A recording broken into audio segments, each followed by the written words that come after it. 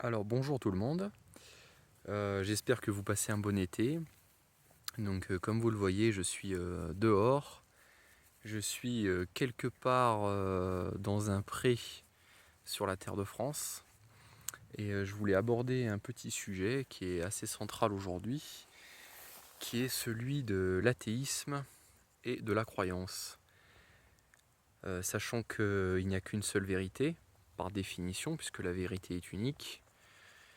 Forcément, entre ces deux catégories de personnes, il n'y en a qu'une seule qui peut avoir raison, puisque soit Dieu existe bien, et à ce moment-là les athées ont tort, soit Dieu n'existe pas, et à ce moment-là c'est nous qui avons tort.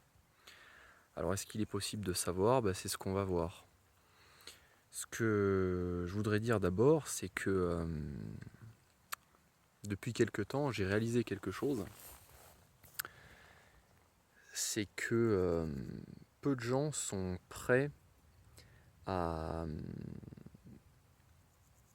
commencer une réflexion sans partir à propos d'un préjugé de départ. C'est-à-dire que quand on veut avoir un bon raisonnement, normalement, on ne part pas d'un préjugé. On doit partir sans a priori et essayer de savoir quels sont les éléments qui me permettent de savoir si Dieu existe ou s'il n'existe pas, afin de voir ce qui est le plus plausible. Beaucoup de gens, malheureusement, quel que soit le sujet, ne fonctionnent pas comme cela. Ils partent d'un a priori, voilà, c'est comme ça parce que je pense que, et donc je vais tout faire pour essayer de le démontrer, et je vais donner beaucoup plus d'importance aux arguments qui vont dans mon sens que ceux qui vont dans le sens de la partie adverse. Et ça, c'est pas un bon raisonnement. Moi, sans vouloir me vanter, c'est juste un constat, euh, j'ai essayé le plus possible de partir au départ sans préjugés et du point de vue logique. Ce que je constate, c'est que souvent dans un débat, les arguments comptent peu en réalité. Parce que si on se retrouve malheureusement face à une personne qui est dans le cas que je viens de vous expliquer, même avec de très bons arguments, ça va être très difficile de la faire changer d'avis parce qu'elle s'est créée un paradigme, c'est-à-dire une façon de voir le monde, et c'est tellement ancré qu'il est très difficile de faire changer cela. Voilà. Alors vous allez me dire, beaucoup d'athées pensent peut-être cette chose-là de moi. Mais, comme je le disais, la vérité est unique, il suffit de la chercher et d'avoir une honnêteté intellectuelle. Souvent, les athées raisonnent de la façon suivante, et je ne mets pas tout le monde dans le même sac.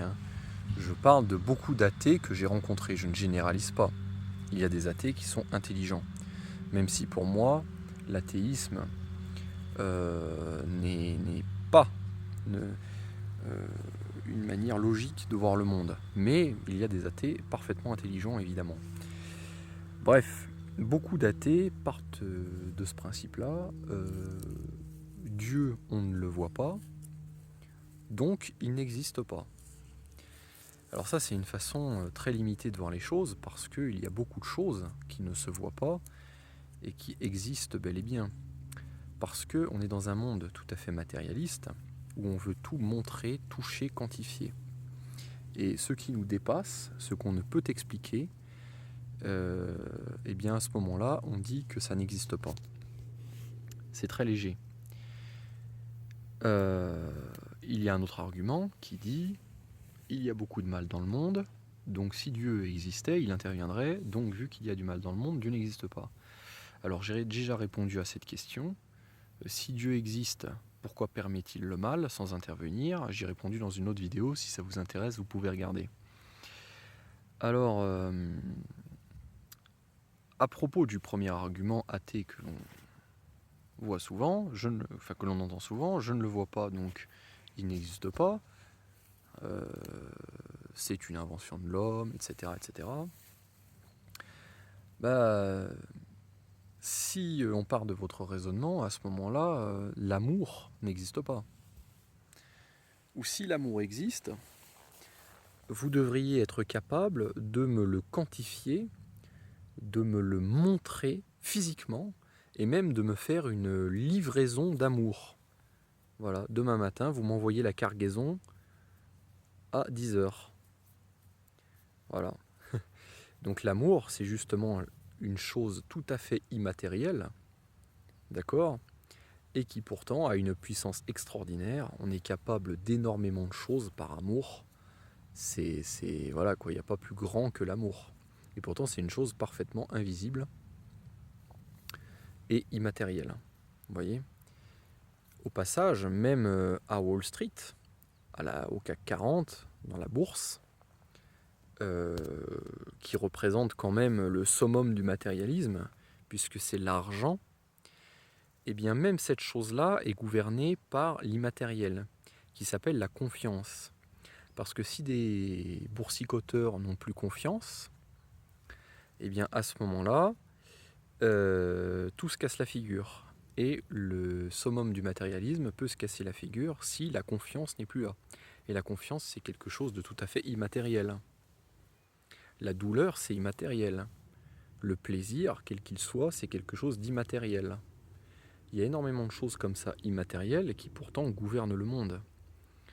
Donc, ce n'est pas parce que quelque chose n'est pas matériel, n'est pas visible, n'est pas quantifiable, qu'elle n'existe pas. Donc ce n'est pas un argument. Je dois dire, sans mettre tous les athées encore une fois dans le même sac, mais que beaucoup aussi disent de toute façon la religion c'est du n'importe quoi, parce que la religion a fait énormément de morts et il faudrait abolir la religion. Déjà, ce que je voudrais répondre à cela, c'est qu'il ne faut pas juger Dieu à ses croyants. Je veux dire, si on pense que certains religieux ont fait des choses mauvaises, c'est déjà pas de la faute de Dieu, ça ne prouve absolument pas que Dieu n'existe pas. C'est pas parce qu'il y a eu des mauvaises choses parmi les religieux que, à ce moment-là, il faut dire donc Dieu n'existe pas. Ça n'a aucun rapport. Ça n'a absolument aucun rapport. C'est même hors sujet. Bon, d'autant plus que il faut faire de la vraie histoire. Et quand on étudie réellement l'histoire de France, on voit que beaucoup de crimes qu'on a imputés à l'Église catholique ont été inventés de toutes pièces, voilà, notamment par certains philosophes encensés par la République. Voilà. Donc je ne dis pas qu'ils en ont forcément commis aucun, hein, ça je ne sais pas, mais je dis que beaucoup ont été purement inventés. Voilà. Alors, même si certains ont eu lieu, ce n'est pas parce que une idéologie, une religion institutionnelle a fait des choses mauvaises que ça remet en question l'existence de Dieu. Ça n'a aucun rapport. Voilà, donc cet argument n'est pas non plus valable. Et beaucoup n'ont jamais lu la Bible en entier. Beaucoup ne l'ont pas lu du tout, et certains l'ont lu, mais en sortant des versets complètement de leur contexte, en essayant de déceler des pseudo-erreurs. Et en fait, chaque erreur, soi-disant, de la Bible a une explication. Et dès qu'on croit trouver une erreur, c'est juste parce qu'il y a quelque chose une connaissance qui nous a manqué. Voilà. Donc, si vous voulez vraiment savoir si Dieu existe ou pas, soyez honnête intellectuellement, ne partez pas d'un préjugé. Et comme je le dis, le bon sens démontre que Dieu existe. Voilà.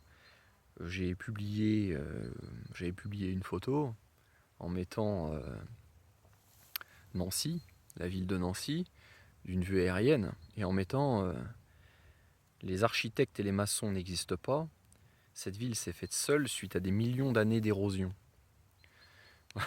On sait que c'est parfaitement ridicule. Voilà, ça, il n'y a même pas de débat. Et pourtant, c'est une ville. Alors expliquez-moi comment 200 milliards de galaxies multipliées par 200 milliards d'étoiles dans chaque galaxie ont pu se créer toutes seules. Voilà.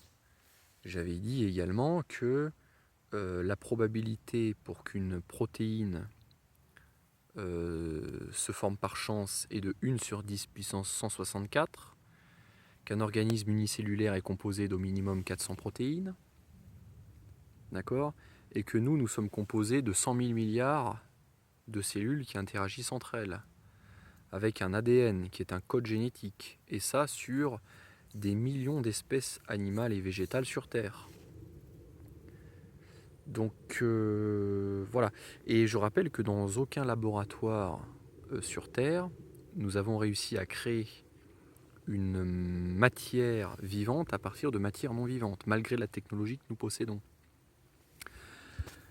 Donc comment est-ce que la pluie et le vent auraient pu faire ce que la science d'aujourd'hui ne sait pas faire? C'est impossible, il faut une intervention, c'est obligatoire. Voilà. Je voudrais rajouter que beaucoup de scientifiques croient en Dieu. Alors je ne me prononcerai pas sur Einstein parce que bon, on entend beaucoup de choses sur Einstein. Certains disaient qu'il croyait en Dieu, d'autres disent qu'il ne croit pas en Dieu.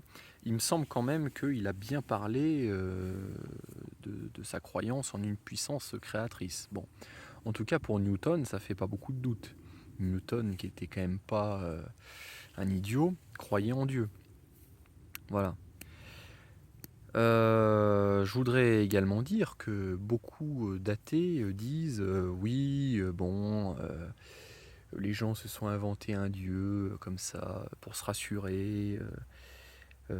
Bon, donc déjà, chers amis, vous insultez vos ancêtres. Donc après, c'est votre liberté, hein, mais je vous laisse à vos responsabilités. Sachez quand même que de tout temps, depuis des millénaires, les hommes ont toujours cru en Dieu. Alors, beaucoup ne savaient pas s'il y avait un dieu, plusieurs dieux, certains croyaient en plusieurs dieux, bon, ils se cherchaient un petit peu, mais en tout cas, c'était toujours une évidence pour eux qu'il y avait une puissance bien supérieure à celle de l'homme pour créer l'univers. Et les gens ont cru en Dieu depuis des milliers d'années.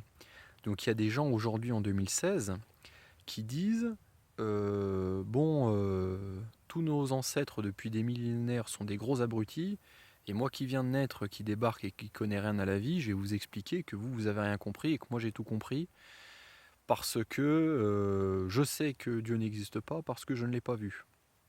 Bon, c'est quand même... je veux dire, si le seul critère de la non-existence de Dieu, c'était le fait de ne pas le voir, bon, vous croyez bien que les anciens ont réfléchi à cette question, et que s'ils y croyaient, c'est qu'il y avait bien une raison. D'accord ? Bon, et pour ceux qui pensent que les anciens sont des abrutis, je parlerai des pyramides d'Égypte. D'ailleurs, il n'y en a pas qu'en Égypte, hein, mais bon, les plus célèbres sont en Égypte. On est incapable de faire la même chose aujourd'hui. Ces gens-là étaient extrêmement intelligents et instruits. D'accord ? Il n'y a qu'à voir nos cathédrales. Hein, et ils croyaient en Dieu. Voilà. Donc, parce que ça aussi, le mythe moderniste, il faudra que j'en parle. C'est la croyance aujourd'hui que tout ce qui est moderne serait bien et serait mieux, et que les autres c'est des arriérés. C'est n'importe quoi. Le Moyen-Âge est une époque lumineuse. Bien sûr, il y avait des guerres, des maladies, etc., comme aujourd'hui. Sauf qu'il y avait beaucoup plus de valeur qu'aujourd'hui. Hein, je veux dire, bon, ça c'est un autre débat. Voilà, donc les gens au Moyen-Âge faisaient des cathédrales absolument magnifiques, alors qu'aujourd'hui on construit des HLM et des tours qui n'ont aucune beauté, quoi, qui font juste 400 mètres de haut, 800 mètres de haut, mais qui n'ont aucune beauté. À l'époque là, on faisait des cathédrales absolument magnifiques, et ces gens-là croyaient en Dieu, donc c'était pas la moitié des moitiés d'idiots, quoi. Voilà, donc il y a beaucoup d'autres arguments. Je ferai peut-être une série de vidéos comme ça pour essayer de contrecarrer l'athéisme. Parce que je veux pas faire des vidéos trop longues, et puis il y a énormément d'arguments, hein, du côté croyant. Donc du coup, je ne vais pas continuer plus longtemps cette vidéo. Voilà, juste pour dire que je respecte tout le monde, y compris les athées. Simplement j'exprime mon point de vue, et que ceux que je critique vraiment, ce ne sont pas les athées, ce sont les gens qui sont arrogants et qui pensent avoir tout compris alors qu'ils n'ont jamais rien lu, rien vu, rien entendu.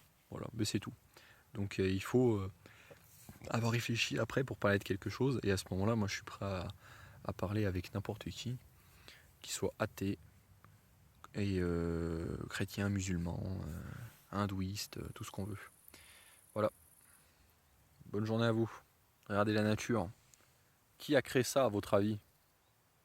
Le hasard? Regardez-moi cette beauté. Regardez cette beauté.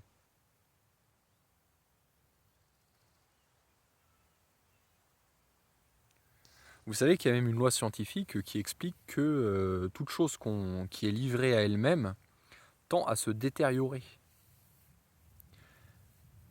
Ça n'évolue pas, c'est des conneries, ça ne se passe pas comme ça. Voilà, c'est tout. Ciao.